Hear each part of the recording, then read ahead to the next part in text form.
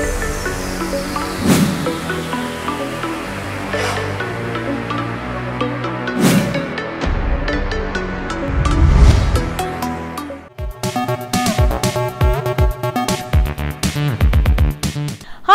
Welcome to best of the day. మరి ఈ రోజు మన బెస్ట్ ఆఫ్ ది డేలో కొత్త విశేషాలతో పాటు కొన్ని ఆసక్తికరమైన నిజాలు మరి చరిత్రలో ఈ రోజు జరిగిన ముఖ్య సంఘటనల గురించి తెలుసుకుందాం.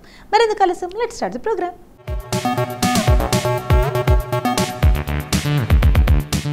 ముందుగా అంతర్జాతీయ న్యాయ దినోత్సవం గురించి చెప్పుకుందాం.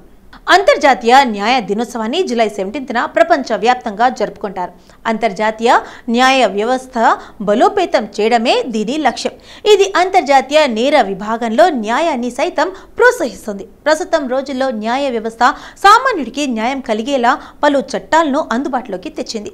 అంతర్జాతీయ క్రిమినల్ కోర్ట్ ఐసీసీ యొక్క పనికి మద్దతు ఇవ్వడానికి మరియు గుర్తించడానికి జూలై 17న ప్రపంచవ్యాప్తంగా జరుపుకుంటారు. ఇదే అంతర్జాతీయ న్యాయ దినోత్సవం చరిత్ర. రోమ్ శాస్త్రాన్ని చారిత్రాత్మకంగా స్వీకరించిన రోజుకు గుర్తుగా జూలై 17న అంతర్జాతీయ న్యాయ దినోత్సవంగా 1998లో నిర్ణయించారు. అయితే శిక్షార్హతకు వ్యతిరేకంగా పోరాటం కొనసాగించడం, యుద్ధ నేరాలు, మానవత్వానికి వ్యతిరేకంగా జరిగే నేరాలు, మారణ హోమంలో బాధితులకు న్యాయం చేయడం వంటి వాటి ప్రాముఖ్యాన్ని ఈ రోజు సూచిస్తుంది.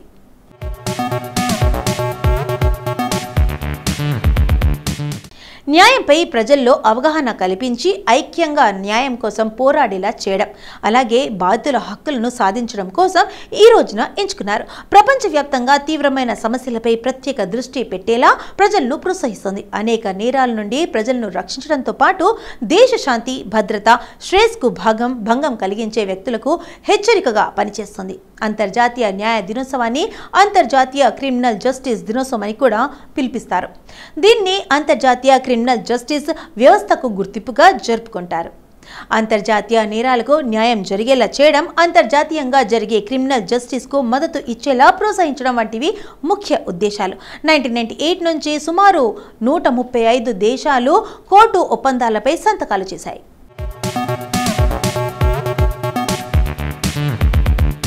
ప్రపంచంలోని ప్రతి ప్రాంతానికి ప్రతినిధి అయిన దాదాపు 80 రాష్ట్రాలు దీన్ని ఆమోదించాయి. అన్యాయం జరగకూడదన్నదే ఉద్దేశం కాగా, సమాజంలోని ఏ ఒక్కరు కూడా అన్యాయం జరగకూడదన్నదే న్యాయస్థానం ముఖ్య ఉద్దేశం. అంతర్జాతీయ క్రిమినల్ జస్టిస్ ఏర్పాటుకు గుర్తింపు చర్యగా ప్రతి ఏటా ప్రపంచవ్యాప్తంగా ఈ దినోత్సవాన్ని నిర్వహించుకుంటారు. అంతర్జాతీయ న్యాయస్థానాన్ని ప్రోత్సహించడానికి ప్రపంచవ్యాప్తంగా వివిధ కార్యకలాపాలు అదేవిధంగా జరుపుకుంటారు. ఈరోజు న్యాయ వ్యవస్థపై ప్రజల్లో అవగాహన కల్పించేలా కార్యక్రమాలు చేపడతారు. అంతర్జాతీయ న్యాయ దినోత్సవాన్ని జూలై 17న ప్రపంచవ్యాప్తంగా జరుపుకుంటారు. అంతర్జాతీయ న్యాయ వ్యవస్థను బలోపేతం చేయడం దీని ముఖ్య లక్ష్యం. ఇది అంతర్జాతీయ నేర విభాగంలో న్యాయాన్ని సైతం ప్రోత్సహిస్తోంది.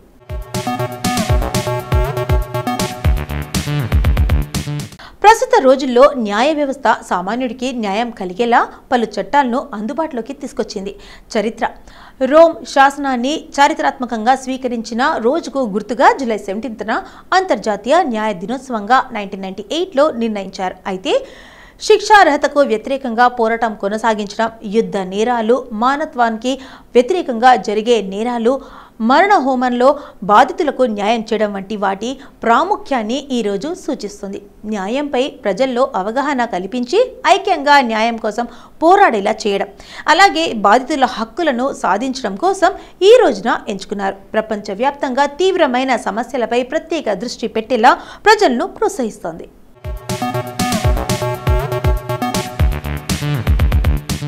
ఇక అనేక నేరాల నుండి ప్రజలను రక్షించడంతో పాటు దేశ శాంతి, భద్రత, శ్రేయస్సుకు భంగం కలిగించే వ్యక్తులకు హెచ్చరికగా పనిచేస్తుంది. అంతర్జాతీయ న్యాయ దినోత్సవాన్ని అంతర్జాతీయ క్రిమినల్ జస్టిస్ దినోత్సవం అని కూడా పిలుస్తారు. దీన్ని అంతర్జాతీయ క్రిమినల్ జస్టిస్ వ్యవస్థకు గుర్తింపుగా జరుపుకుంటారు.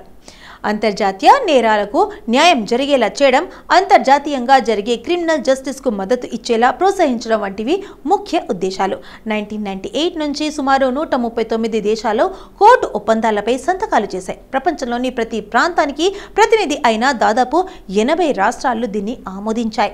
అన్యాయం జరగకూడదన్నదే న్యాయ వ్యవస్థ ఉద్దేశం కాగా, సమాజంలో ఏ ఒక్కరికి కూడా అన్యాయం జరగకూడదన్నదే న్యాయ సంస్థానం ముఖ్య ఉద్దేశం.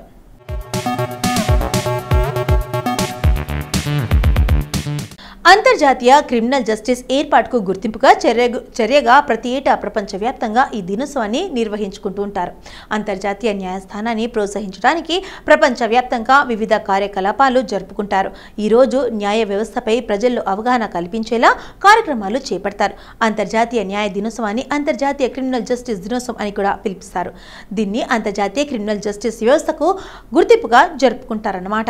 అంతర్జాతీయ నేరాలకు న్యాయం జరిగేలా చేయడం, అంతర్జాతీయంగా జరిగే క్రిమినల్ జస్టిస్కు మద్దతుగా ఇచ్చేలా ప్రోత్సహించడం వంటివి ముఖ్య ఉద్దేశాలు.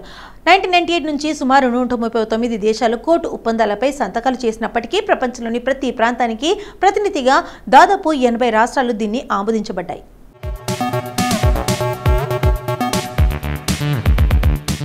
ఇప్పటి వరకు అంతర్జాతీయ న్యాయ దినోత్సవం గురించి మనకు తెలియని కొన్ని ఆసక్తికరమైన నిజాలు తెలుసుకున్నాం కదా. మరి జూలై 17న ఒకసారి చరిత్రలోకి వెళ్ళి చూస్తే ఎంతమంది ప్రముఖుల జన్మాలు జరిగాయి. మరి ఒక్కసారి చరిత్ర పుటల్లోకి వెళ్ళి నేడు జన్మించిన ప్రముఖులు ఎవరు తెలుసుకుందాం రండి.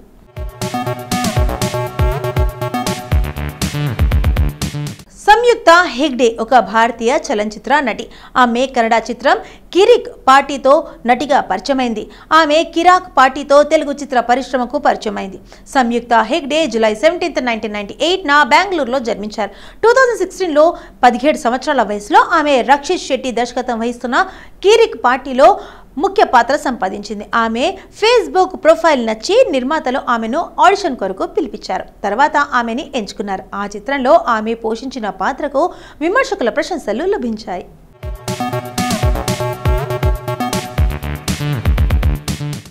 రవీంద్ర శ్యామ్ నారాయణ్ శుక్లా భారతదేశానికి టెలివిజన్, సినిమా నటుడు, నిర్మాత, రాజకీయ నాయకుడు.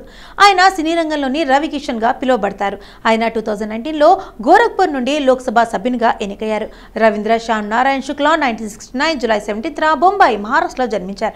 రవికిషన్ 2014లో కాంగ్రెస్ పార్టీలో చేరి ఉత్తరప్రదేశ్లోని జౌన్పూర్లో నియోజకవర్గం నుండి కాంగ్రెస్ అభ్యర్థిగా సాధారణ ఎన్నికల్లో పోటీ చేసి 6వ స్థానంలో నిలిచాడు. ఆయన 2017 ఫిబ్రవరి కాంగ్రెస్ పార్టీని విడిచి బీజేపీలో చేరాడు. రవికిషన్ 2014లో పార్లమెంట్ ఎన్నికల్లో ఉత్తరప్రదేశ్లోని గోరఖ్పూర్ నియోజకవర్గం నుండి బీజేపీ అభ్యర్థిగా పోటీ చేసి సమాజ్వాదీ పార్టీ అభ్యర్థి రామ్ భూపాల్ నిషాద్పై 3,01,664 ఓట్ల ఆధిక్యంతో గెలిచి లోక్సభ సభ్యునిగా ఎన్నికయ్యాడు.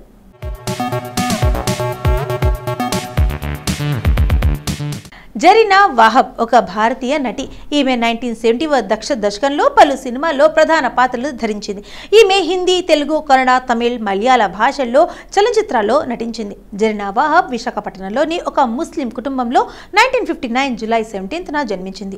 ఈమె సినిమాలకు పనికిరాదని సినిమా నిర్మాత రాజ్ కపూర్ తిరస్కరించగా ఈమె పట్టుదలతో తన ఆహార్యంపై దృష్టి పెట్టి మెరుగులు దిద్దుకొని సినిమా పార్టీలకు, కార్యక్రమాలకు హాజరైంది. దాంతో ఆమె పలువురిలో దృష్టిలో పడి సినిమా అవకాశాలు దక్కించుకుంది. ఈమె సాధారణంగా మధ్యతరగతి పాత్రల్లో నటించేది. ఈమె 1976లో విడుదలైన చిత్ చోర్ సినిమాలో నటించింది. ఇదే కాకుండా అమూల్ పాలేకర్ నటించిన అగర్, రాజ్ బబ్బర్తో బస్ బాత్, అరుణ్ గోవిల్తో సావన్ కో అనేదో, విక్రాంత్తో రైజ్ జాదా మొదలైన సినిమాల్లో నటించింది.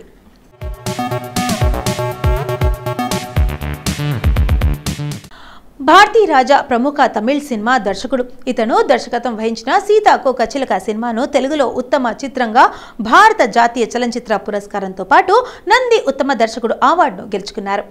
ఇతను మంగమ్మ గారి మనవడు చిత్రానికి కథను, పల్నాటి పౌరుషం చిత్రానికి స్క్రీన్ ప్లేను అందించారు. చిన్నసామి పెరియమన్ తేవర్ 1941 జూలై 17న అళ్ళి నగరం, తెణి, మద్రాసు ప్రెసిడెన్షియల్లో జన్మించారు. భారతీ రాజా తన సినీ జీవితాన్ని కన్నడ చిత్ర నిర్మాత పుట్టన్ కనగల్కు సహాయకుడిగా ప్రారంభించాడు. తరువాత అతను పి పుల్లయ్య, ఎం కృష్ణన్ నాయర్, అవినాశి మణి మరియు ఏ జగన్నాథన్కులకు సహాయం చేశారు.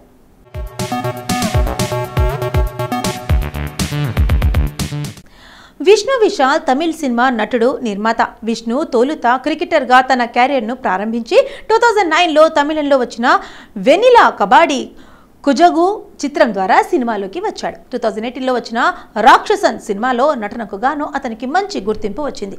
విశాల్ గుడవాల 1984 జూలై 17న వేలూరు, తమిళనాడులో జన్మించారు. Vishnu Vishal Tamil Nadu senior police officer Ramesh Gudavala కుమారుడు. ఆయన 10వ తరగతి వరకు తిరుచర్పల్లిలోని campus Anglo Indian higher secondary స్కూల్లో చదివారు. విష్ణు SRM ఇంజనీరింగ్ కాలేజ్లో MBA పూర్తి చేశాక తమిళనాడు క్రికెట్ అసోసియేషన్ తరఫున క్రికెట్ ఆడారు.